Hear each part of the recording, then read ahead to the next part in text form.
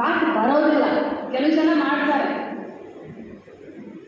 ವಯಸ್ಸಿನಿಂದ ಮಾತಿನಿಂದ ನೀನು ನೋಡ್ಕೋತೀನಿ, ನೀನು ಮಾಡ್ತೀನಿ, ನೀನು ಅದನ್ನು ಮಾಡ್ತೀನಿ, ಇದನ್ನು ಮಾಡ್ತೀನಿ, ನೋಡ್ತೀನಿ. ಪ್ರಜಾಪ್ರಭುತ್ವದಲ್ಲಿ ಎಷ್ಟು ದಿನ ಅಂತ ಹೆದರ್ಕೊಂಡು ಸಾಧ್ಯ ಇದೆ. ಆ ಇರಬೇಕು ಸ್ವಾಭಿಮಾನ. ಹುಟ್ಟಿದ ಮನುಷ್ಯ ಒಂದು ಸಾಯಲೇಬೇಕು, ಆದರೆ ಸ್ವಾಭಿಮಾನ ಮಾತ್ರ ಇರಬಾರ್ದು. ಅದು ಮನುಷ್ಯತ್ವ ಅಲ್ಲ, ಸ್ವಾಭಿಮಾನದಿಂದ ಬರಬೇಕು. ಅದಕ್ಕೆ ಅಲ್ಲ ನಾವು ಮನುಷ್ಯರಾಗಿ ಹುಟ್ಟಿದ್ದು. ನಾನು ಇಷ್ಟೇ ಹೇಳಲಿಕ್ಕೆ ಬಯಸ್ತೇನೆ ಬಂಧುಗಳೇ, ಯಾರಿಗೂ ಹೆದರೋದು ಸಿಗೋದಿಲ್ಲ. ನಮ್ಮ ಅನ್ನ, ನಮ್ಮ ಬೆನ್ನಿಗೆ 2 ರೊಟ್ಟಿಯನ್ನು ನಾವು ದುಡಿದು ತಿಂದಾಗ ಮಾತ್ರ ನಮಗೆ ಸಾಧ್ಯ ಆಗುತ್ತೆ ಹೊರತು ಬೇರೆಯವರು ನಮ್ಮ ಮನೆ ನಡೆಸೋದಿಲ್ಲ, ಬೇರೆಯವರೇನು ನಮಗೆ ಕೈ ತುತ್ತು ಮಾಡಿ ಹಾಕೋದಿಲ್ಲ. ನಮ್ಮ ಸ್ವಾಭಿಮಾನವನ್ನು ನಾವು ಬಿಟ್ಕೊಡೋದು ಬೇಡ. ಇವತ್ತು ಸೋತಿದ್ದೀವಿ ಅಂತ ಹೇಳಿ ಅವಲೋಕನ ಮಾಡ್ಕೊಳ್ಳೋಣ, ಆತ್ಮಾವಲೋಕನ ಮಾಡ್ಕೊಳ್ಳೋಣ. ಆದರೆ ನೀನು ನನಗೆ ಬೆನ್ನಿ ಚೂರಿ ಹಾಕಿರಿ, ನೀನು ನನ್ನ ಕೆಲಸ ಮಾಡಲ್ಲ, ನೀವು ನನಗೆ ಮೋಸ ಮಾಡಿರಿ, ಅದು ಬೇಕಾಗಿಲ್ಲ ನನಗೆ. ಕೆಲಸ ಮಾಡಿದವರು ಲಕ್ಷ್ಮೀ ಹೆಬ್ಬಾಳ್ಕರ್ ಜೊತೆ ಇರುವಂಥ ಅಣ್ಣ ತಮ್ಮಂದರು, ಕೆಲಸ ಮಾಡಿದವರು ಲಕ್ಷ್ಮೀ ಹೆಬ್ಬಾಳ್ಕರ್ ಜೊತೆ ಇರುವಂಥ ಅಣ್ಣ ತಮ್ಮಂದರು.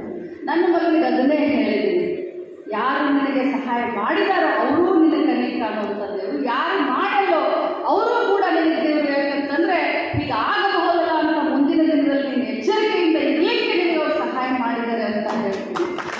ಏನಾಗಿದೆ, ಬೆಳಗ್ಗೆ ಅಣ್ಣನ ಹತ್ರ ಮಾತಾಡಬೇಕಾದ್ರೆ, ಸಿದ್ಲಿಂಗಣ್ಣನ ಹತ್ರ ಮಾತಾಡಬೇಕಾದ್ರೆ ಒಂದು ಮಾತನ್ನು ಹೇಳಿದೆ, ಬಿದ್ದವರು ಸಂಕಟದಲ್ಲಿ, ಗೆದ್ದವರು ಸಂಕಟದಲ್ಲಿ.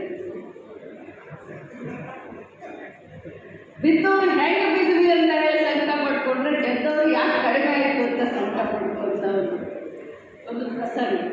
ಅದಕ್ಕೆ ಇದು ರಾಜಕಾರಣ ನೀರಾಗಲಿಕ್ಕೆ ಬಿಡೋದು ಬೇಡ ಬಂಧುಗಳೇ. ತಾವೆಲ್ಲರೂ ಬಹಳಷ್ಟು, ಯಾಕಂತಂದರೆ ಇಷ್ಟೊಂದು ಇಂಥ ಒಂದು ಸಮಯದಲ್ಲೂ ಕೂಡ ತಾವು ನಮ್ಮ ಬೆನ್ನಿಗೆ ನಮ್ಮ ಪಕ್ಷವನ್ನು ಸಂಘಟನೆ ಮಾಡಿದ್ರಿ. ನನಗೆ ಒಂದು ಕರೆ ಇತ್ತು, ತಾವೆಲ್ಲ ಹೊರಗೆ ಬೀಳ್ತೀರಾ ಇಲ್ಲ ಹೇಗೆ ಏನು ಅಂತ. ಯಾಕಂದರೆ ಮಾಂತೇಶ್ ಕಡಾಡಿಯವರು ಮಾತನಾಡಿದಾಗೆಲ್ಲ ಅಕ್ಕ ನಮ್ಮ ಜನ ಕಣ್ಣಿಗೆ ಕಾಣೋದಿಲ್ಲ, ಆದರೆ ಇರ್ತಾರೆ, ಓಟ್ ಮಾತ್ರ ನಮ್ಗೆ ಬೀಳ್ತವೆ ಅಂತ ಪದೇ ಪದೇ ಹೇಳ್ತಾ ಇದ್ದೆ.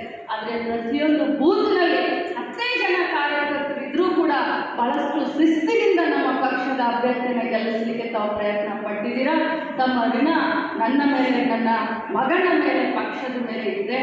ಮತ್ತೆ ಸಂಘಟಿತರಾಗೋಣ, ಮತ್ತೆ ಸಂಘಟನೆಯನ್ನು ಮಾಡೋಣ. ನಿಮ್ಮೆಲ್ಲರ ಜೊತೆಯಲ್ಲಿ ನಾನು ನಿಲ್ತೀನಿ. ನನ್ನ ಇಲಾಖೆಯಲ್ಲಾಗಲಿ ಸರ್ಕಾರದಲ್ಲಾಗಲಿ ಏನು ನನ್ನ ಕಡೆಯಿಂದ ಸಹಾಯ ಸಹಕಾರ ಬೇಕೋ ಅದನ್ನು ನಾನು ಮಾಡ್ತೀನಿ.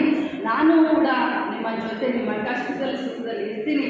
ಯಾವುದೇ ಕಾರಣಕ್ಕೂ ಕೂಡ ಹಿಂದೆ ಒಳ್ಳೆ ನೋಡೋದು ಬೇಡ, ಇನ್ನು ಮುಂದೆ ಸಾಗೋಣ ಅಂತ ಹೇಳ್ತಾ ಧೈರ್ಯದಿಂದ ತಾವೆಲ್ಲ ಇರಿ.